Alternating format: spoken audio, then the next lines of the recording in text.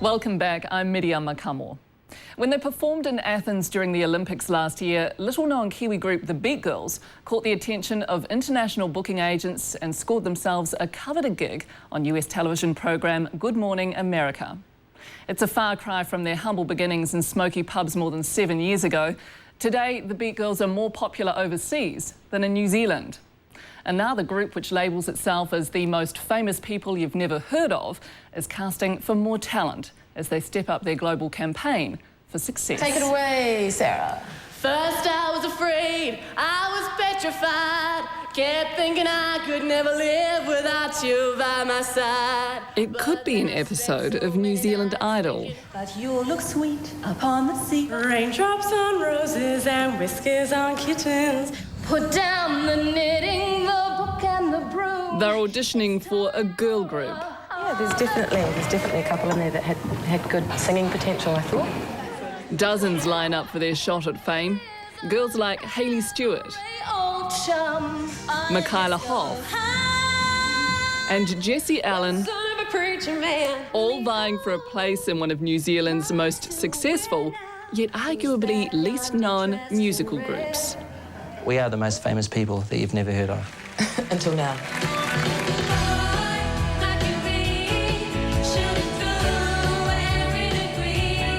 These are the Beatgirls,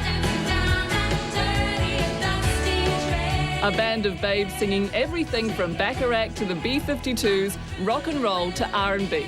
They're live and loud in every sense of the word, and they've got a foothold in the international market many acts can only dream of. So it's a big business. Yeah.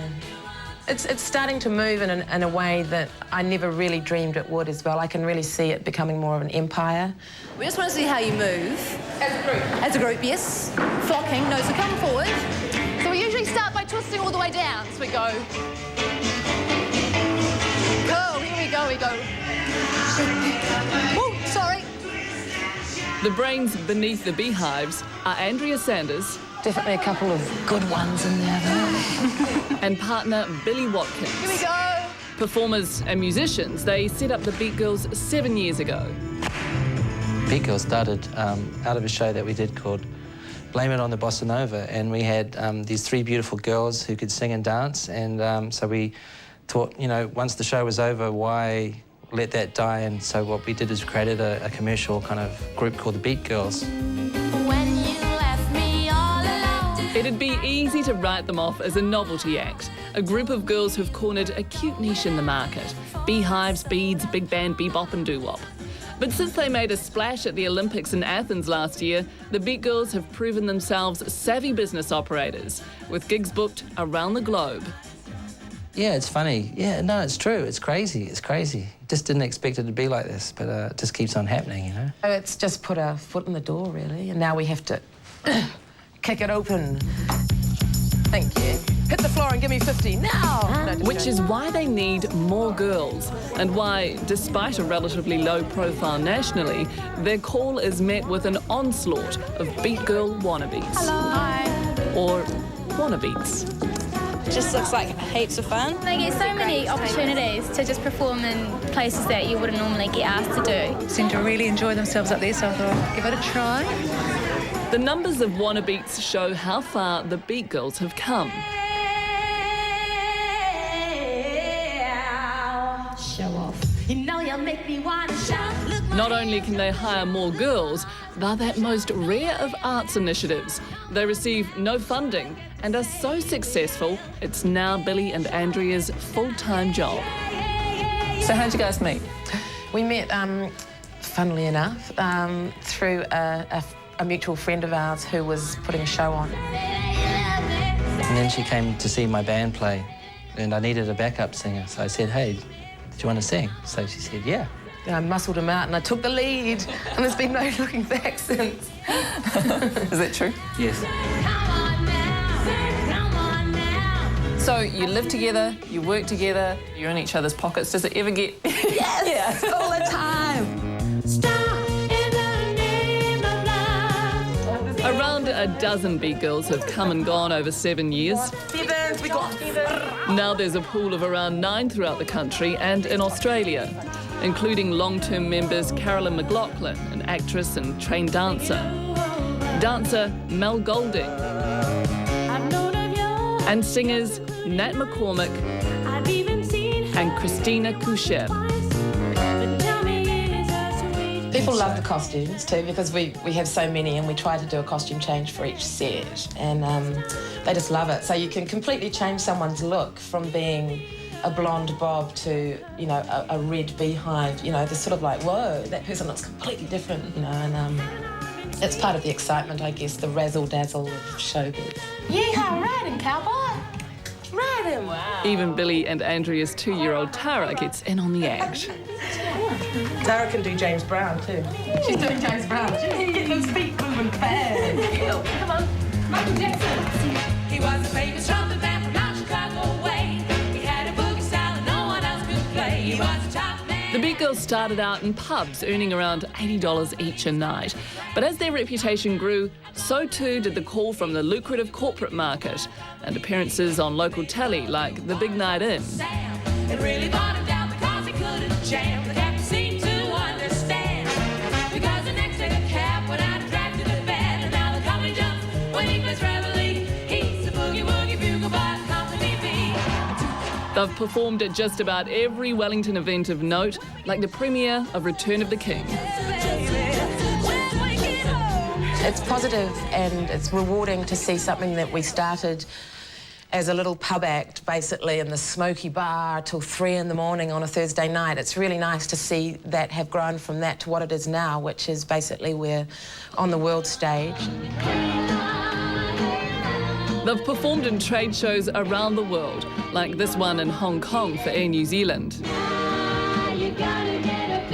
5 years ago, Sports Illustrated asked them to perform at the Sydney Olympics. It went so well, they were invited to Athens last year. It was the full star treatment. Limos, a villa, and then... Ladies and gentlemen, listen to Billy and the Beatgirls. The biggie, NBC's Good Morning America, an on-screen performance to an audience of millions.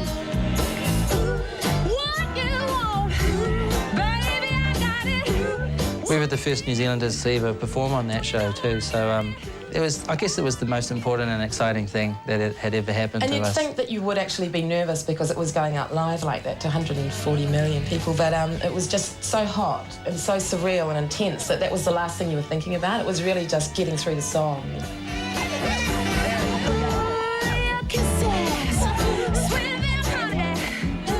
With gigs like this in the offing, it's no wonder the wannabeats of Wellington have turned out in force. While Hayley Stewart immediately impresses, She did well, like she eyeballed us and everything, so never trust someone who doesn't look you in the eye when they sing. backstage Jessie Allen waits nervously. I'm trying to do a roundy thing, sort of thing, so this will be like quite awesome to get into. So what do you think your chances are? Oh, I don't know about that one, because look at all the people. Who could ever reach me was the son of a preacher man. Jessie Allen is a dancer and singer who's already made her mark on a national talent show. She made the cut in Showstoppers. And things are looking good for the Beatgirls too. Oh, yes, he was.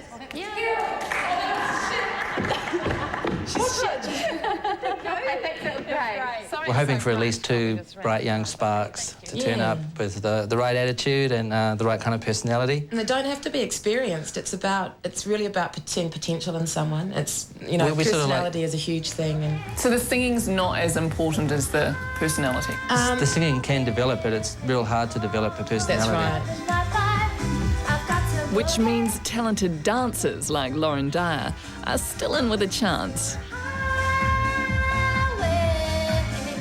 Yeah, I was actually quite happy with it. Yeah, I was quite nervous, but it all sort of came together, so yeah, it was good. I hope that I can sing in tune when I get in there, but when I sing in the bathroom and in the shower, it's pretty much in tune, I think, in my ears anyway. I'm just a girl who can't say no. I'm in a terrible fix. As time wears on, one thing becomes apparent. With so many in contention, there'll need to be a second round of auditions. I'm in a terrible fix. Okay, you girls. I think I was being a little bit ambitious to think we could get through that many people in an hour and a half. So we'll be having a second audition, but definitely we'll be mulling over some people. Great. When the callback begins, the numbers have been dramatically pared back. I'll try and just let everything go and let the head go and just let it sort of swing and just have a bit of fun. Yeah. Hayley, dancer Lauren and Jessie make the cut, along with singer Pearly McGrath.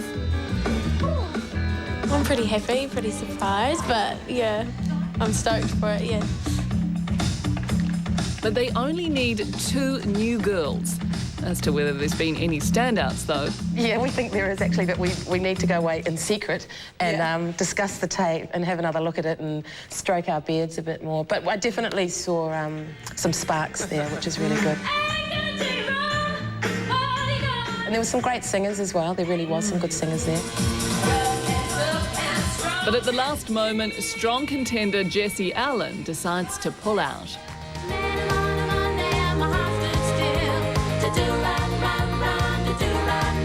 Leaving 5 girls, including Hayley, Lauren and Pearly, to try on Beat Girl costumes. Let's try them in red. Oh, look at me. Look at me. It's a last test before the final 2 are chosen to perform at their first gig a scant 4 days away. They've put the hard yards in, they've put the rehearsal in, so now it's time to let them go. And if they fly, that's great, and if they don't, it's not. It's the big day, the first gig for the 2 new Beat Girls. Please put your hands together and welcome to the stage the fabulous, the glamorous, the groovy Beatgirls! Oh, you guys can do better than that, can't you? Come on! Who's the winner on the day? So who are the newly minted baby beats? Pearly McGrath and Hayley Stewart.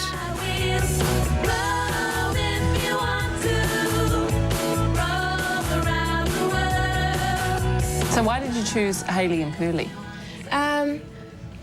Just saw potential in them, basically. I think they kind of look good together as well. They both have vocal and movement potential and personality, so we'll see how they go now. They were good for their first one. I think they'll get a lot better too.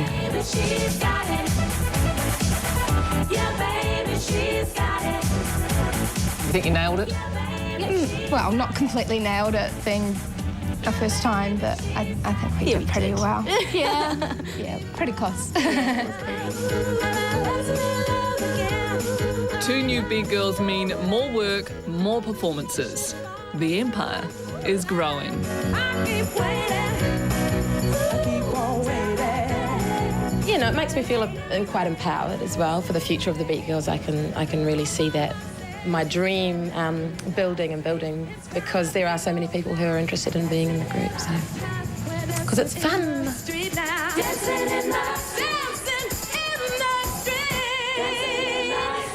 Yeah, thank you. Well, the Beat Girls are doing so well, they're considering offering scholarships to develop new talent.